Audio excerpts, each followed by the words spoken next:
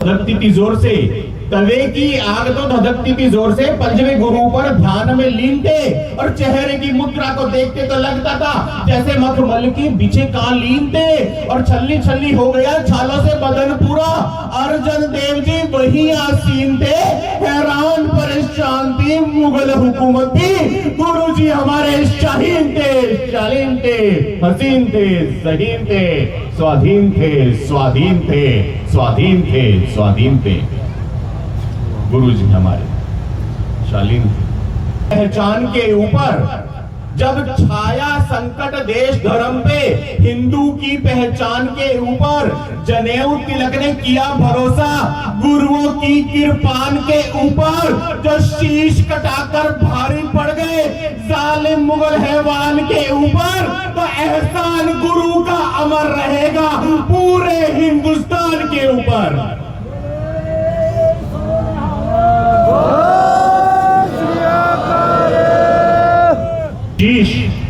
शीश कभी वो झुके नहीं, सजे हैं जो दस्तारों में। आप सबकी पगड़ियों की शान में कुछ कहने का प्रयास करता हूं कि शीश कभी वो झुके नहीं, सजे हैं जो दस्तारों में। और खोपड़ या लुहाली पर केश बचाए सारों ने। और दुनिया ने देखी बात अनोखी गुरु गोविंद के दरबारों में कि बाल काटने वाला नाई भी सज गया पंज प्यारों में।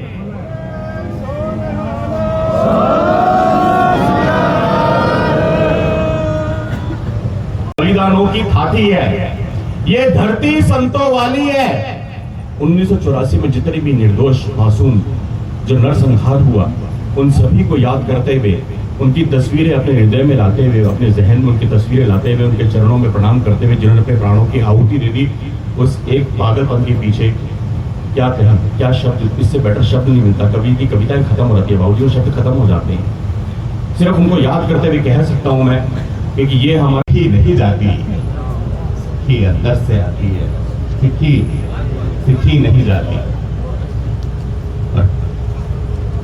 बस ऐसा आशीर्वाद मिलता है कि पिता के पिता के पिता के पिता साहबजादों से अगर हम देखते हैं, और बेटे के बेटे के बेटे के बेटे गुरु अर्जन देव जी महाराज जी से, पिता के पिता के पिता के पिता और बेटे के बेटे के बेटे के बेटे, जहां सांसों और शीशों की देते हो भेंटे।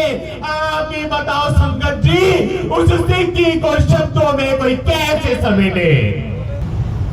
मुझे फोन आया मेरे बड़े